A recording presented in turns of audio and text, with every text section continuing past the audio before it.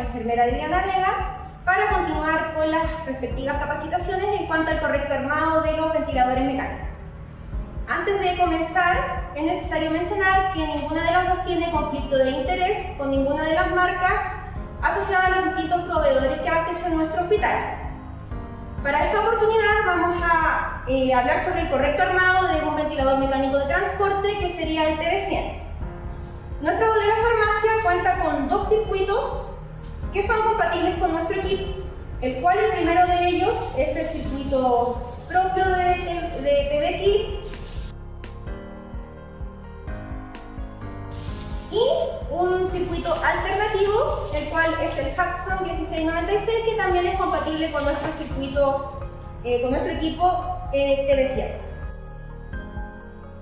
Vamos a comenzar con el correcto armado del circuito original de este equipo, el cual es el PBKit. Mencionar algunos alcances importantes, los cuales en primera instancia decir que este es un equipo de transporte, pero su funcionalidad es ventilación mecánica invasiva, es un ventilador pesado. Para ello, tiene una válvula exhalatoria activa. También mencionar, como lo habíamos hecho en videos anteriores, la diferencia de los filtros, ya que si ustedes ven, pueden ser muy similares en cuanto a la forma de ellos, al color de ellos, sin embargo la especificación es distinta. Por eso es súper importante revisar las características del filtro. Entonces, la diferencia de los filtros, los cuales se pueden ver muy similares, sin embargo la especificación es distinta. Por eso es importante revisar cada uno de ellos. Por ejemplo, este es un filtro HME. Sin embargo, este otro, que es muy similar, es un filtro HMF. ¿Ya? Se ven muy similares, pero tienen funciones distintas. Al abrir el equipo, nos vamos a encontrar con una monorama, incluye su codo, y como recordarán, debemos primero poner nuestro filtro viral bacteriano, filtro EPA, en la salida del equipo. Luego, tomamos nuestro circuito, el cual va a ir a la salida del equipo en el filtro viral bacteriano. Por otra parte, como ustedes se dan cuenta, cuenta con dos líneas, de las cuales, si seguimos la válvula exhalatoria, hay que conectarla justo donde el equipo indica, que sería la línea más delgada en este caso. Y nuestra otra línea de presión al ladito, que es la línea más gruesa. La red intensiva tanto pediátrica como de adultos nos recomienda nuevamente el uso de nuestros filtros, que para este caso se sugiere un HMF para que cumpla la función de filtrar virus y bacterias y a su vez ser un intercambiador de calor-humedad.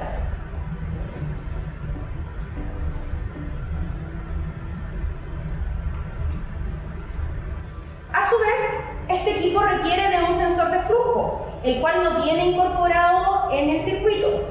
Por lo tanto, antes de armar el equipo tienen que disponer de uno de estos sensores, ya que si no lo tienen, no le permite la correcta operatividad al equipo.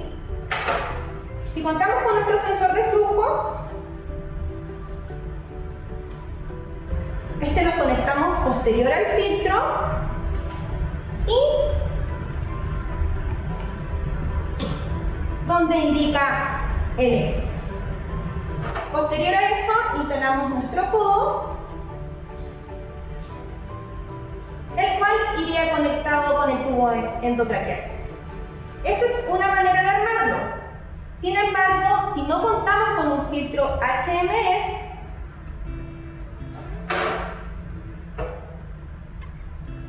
de igual manera podemos utilizar un filtro HME, un intercambiador de calor-humedad o un filtro inspiratorio.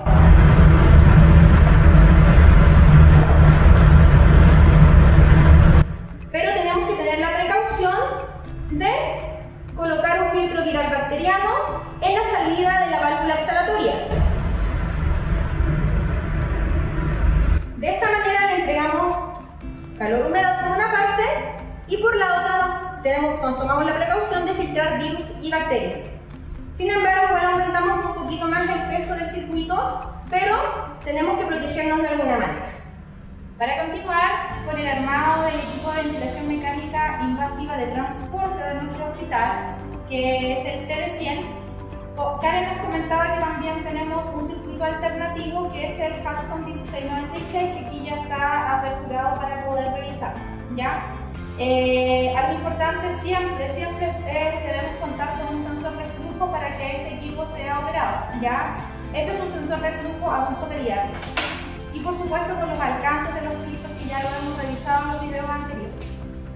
Cuando vimos el circuito, el Hudson, nos vamos a encontrar con un circuito que es importante aclarar ciertas cosas, como por ejemplo, trae dos líneas, una línea de color azul, una línea de color transparente.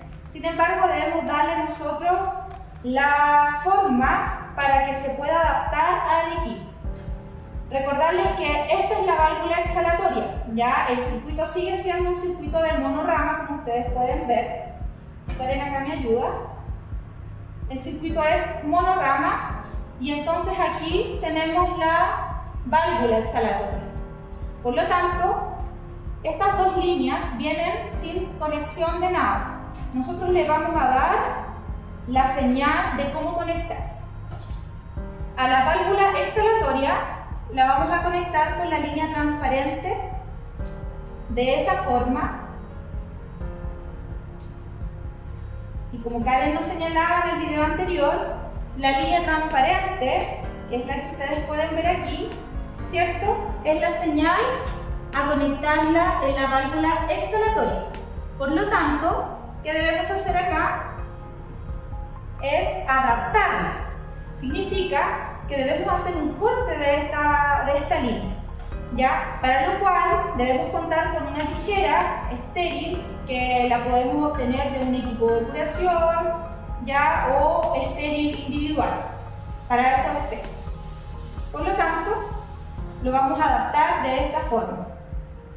La vamos a cortar y le vamos a cortar el último extremo a esta línea transparente y va a quedar así. Por lo tanto, es en este minuto donde nosotros le vamos a conectar la válvula exhalatoria del circuito. Y la otra línea, que es la línea azul, ya es la línea de presión del equipo, del circuito, que para tales efectos la vamos a conectar a la línea de presión del circuito y en su extremo distal al equipo le vamos a dar una adaptación y también tenemos que cortarla. Entonces, en su conexión distal debemos cortar para adaptar la línea de presión a la adaptación del equipo, de esa forma. ¿Ya? De igual forma, vamos a utilizar el filtro viral bacteriano a la salida del equipo y vamos a conectar el circuito monorama al igual que lo vimos en el video anterior con el circuito original del equipo, de esa forma. El circuito trae a su vez un codito, un codo que va a adaptar a la vía aérea artificial del paciente, ya que en condiciones normales, ¿verdad?, queda adaptado de esa forma. Y como nos decía Karen, en condiciones de pandemia, las sugerencias del filtro HMF en lo proximal del circuito. Como les mencionaba, este equipo y este circuito debe funcionar con un sensor de flujo que no es parte del circuito, por lo tanto debemos solicitarlo de manera individual y que adapta a la conexión del equipo, siendo esta también asegurada proximal a la vía aérea del paciente para asegurar su correcto armado. De esa forma. La línea de la válvula exhalatoria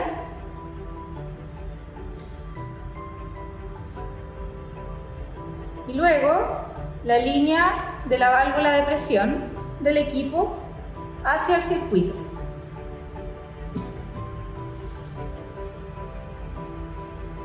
E inmediatamente al lado está la adaptación para el sensor de flujo del circuito.